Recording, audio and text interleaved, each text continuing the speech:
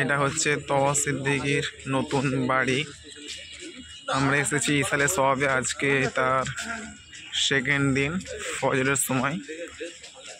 আজকে শুক্রবার, আমরা ফজরের নামাজের দাদা হুজুরের মাজার শরীফের ওখানে পড়ে তওয়া সিদ্দিকীর এখানে এসেছি।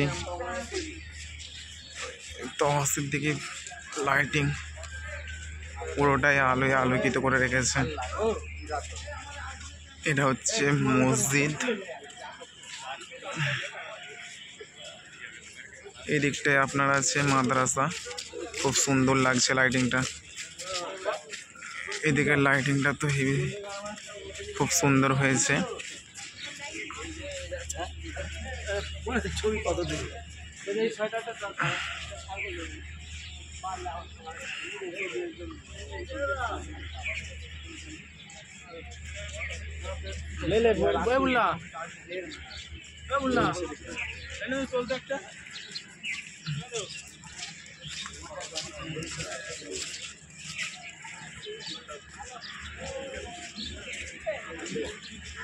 খুব সুন্দর লাগছে।